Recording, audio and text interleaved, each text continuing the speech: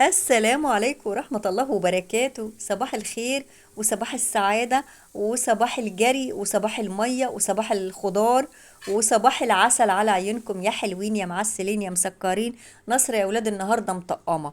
الأسبوع اللي فات أنا كنت في المكان ده، كنت لابسة خفيف وكنت متكتكة وكنت حاسة إن أنا زي الأوضة اللي شبابيكها مفتحة يمين وشمال، والله كنت هموت من التلج. فلما جيت بقى الشغل دي جلابيه البيت ببنطلون تحتها بتيشرتين بكل الحشو دي، رحت لابسه عليها العبايه السوداء ورحت اليوم ده في الشغل اللي انتوا عارفينه اللي بروح يوم في الاسبوع، لاني كنت متكتكه جدا فقلت والله مش هغير انا، هي العبايه على الكلام ده، فتلاقيني مكببه ومكعبره ولابسه حاجات كتير، لابسه الدولاب من الاخر يعني. هنا كنت بتعملي ايه يا نصرة؟ كانت الست طلبت مني سبانخ فجبتها لها وغسلتها وقطفتها وقطعتها، والمهم يعني وكمان بسلق مكرونه و يعني بعمل اكل كده. هقول لكم، ممكن اقول لكم على تفاصيل الاكل اللي انا بعمله واحنا في الفيديو كده. عايزه اقول لكم الاسبوع اللي فات كنت بستنى الاتوبيس في عربيه بتطلعنا بره يعني الكومباوند، في عربيه بتطلعنا براه. فانا وانا واقفه كده مستنيه العربيه لما تيجي تطلعنا، بتاع الامن كده يعني راجل كبير كده قاعد يتكلم معايا ايه الكلام اللي دار وايه سببه. واصلا انا كنت بدوق يا جماعه البقدونس من الكزبره، عشان كزبره هعملها للسبانخ والبقدونس هقطعه للكفته، فكنت عايزه اعرف يعني الشكل مش باين، فكنت عايزه اتاكد يعني. تمام.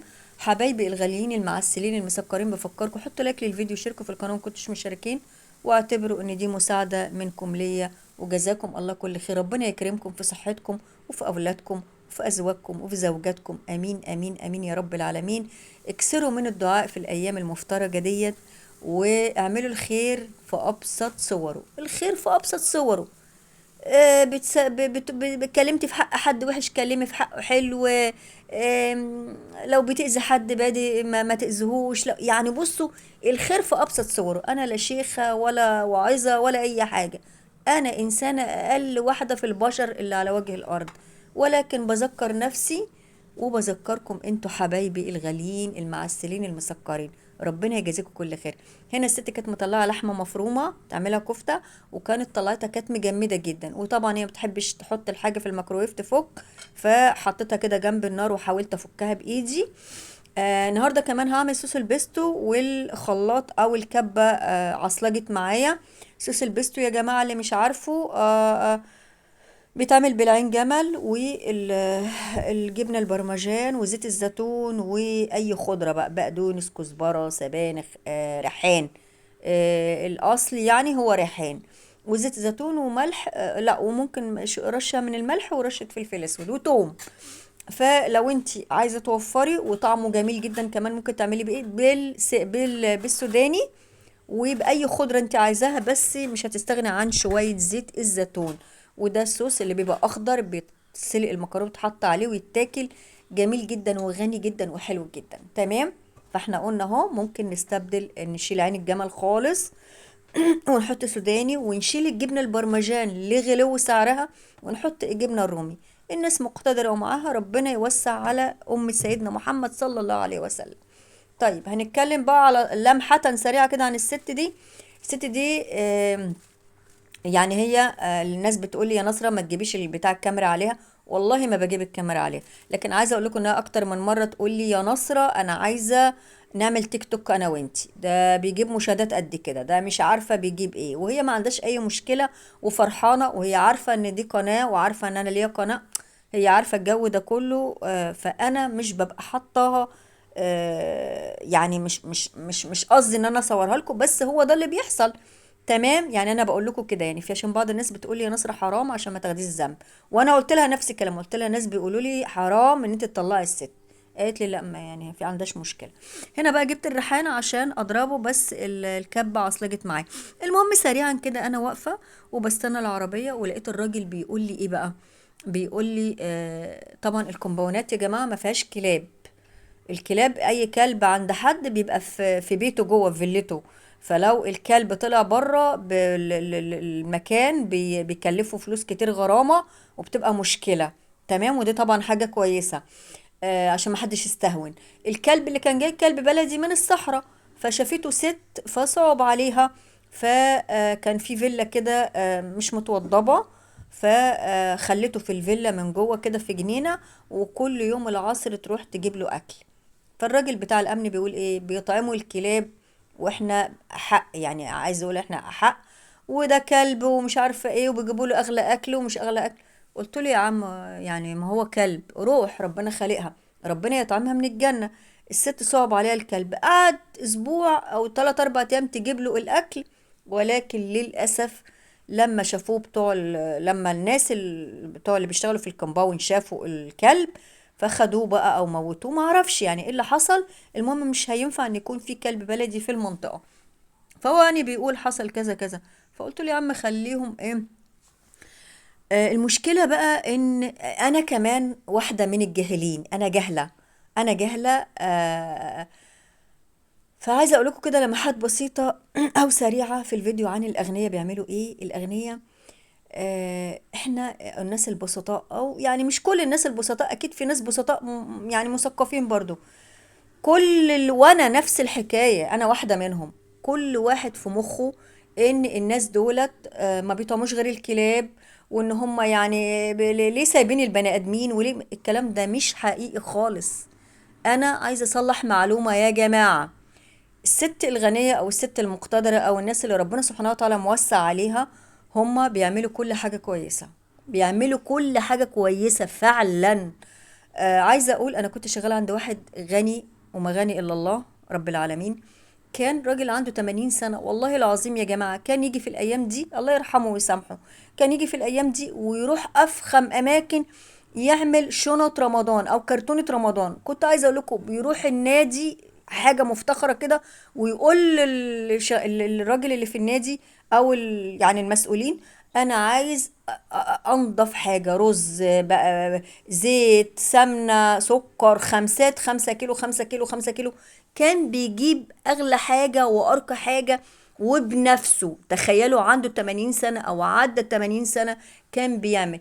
كان والله العظيم، والله العظيم، وربنا سبحانه وتعالى شاهد عليا، من ضمن اللمحات البسيطة دي ان انا كنت، هو كان ساكن في الدور اول، في الدور الارضي، البيوت القديمة، العماير القديمة بتاعت الاماكن الراقية. كان يتسحب كده ويخش الاوضة، يجيب فلوس في جيوبه ويقعد.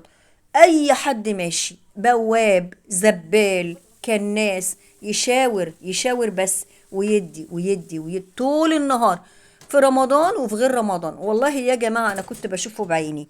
وعلى طول التليفونات، المستشفيات طالبين مش عارفة فلوس قوقعة، طالبين طالبين طالبين، يدي يدي يدي يدي من غير ما حد ما ياخد باله، طول السنة على هذا القصة. فربنا سبحانه وتعالى يطعم كل اللي بيعمل كده من الجنة. فيعني الموضوع يعني الغني او المتيسر مش مطلوب منه ان هو يقول انا بعمل وبسوي، عشان هو بيعمل ده لوجه الله. ايه تاني من ضمن الحاجات دي؟ رغم ان كان عنده سواق، ورغم ان كان يقدر ان اي حد يجيب له، بس هو لازم بايديه هو وبعينيه هو يجيب الحاجة، احسن حاجة وانضف حاجة. ايه تاني؟ عايزة اقول انا واحدة من الناس، اغلبية الناس اللي اشتغلت عندهم مش بيتظاهروا بانهم يعملوا خير. بيعملوا كل اللي يقدروا عليه. ان كانت واحدة بتشتغل عندهم تعبت وقعدت في البيت، يطلعوا لها معاش كل شهر. في المناسبات يدوها، من وقت لتاني يسألوا عليها. مين قال ان اللي ربنا موسع عليه ما بيشوفش الغلبان ولا بيسأل فيه؟ مين قال الكلام ده؟ احنا ليه بنحكم على الناس ما يأكلوا الكلب؟ انا عايزه اسأل سؤال: الكلب ولا القط ولا اي حيوان، هو مش فيه واحدة كانت يقال عليها في بني إسرائيل باغية، كان كلب بيموت ونزلت البير شربته، فربنا سبحانه وتعالى غفر لها؟ هو الزنا ده مش من الكبائر؟ ورغم كده ان رب العالمين غفر لها، الناس انقذت كلب ان هو يموت. هو ربنا سبحانه وتعالى، معنى الكلمة دي نعرف ان اطعام الكلب او الاهتمام بالكلب او بالقط، ان دي حاجة جميلة جدا عند رب العالمين. هي دي مش روح خلقها؟ هي دي الكلب او القط او البني ادم، ما احنا كلنا ربنا خلقنا يا جماعة، هو في ايه؟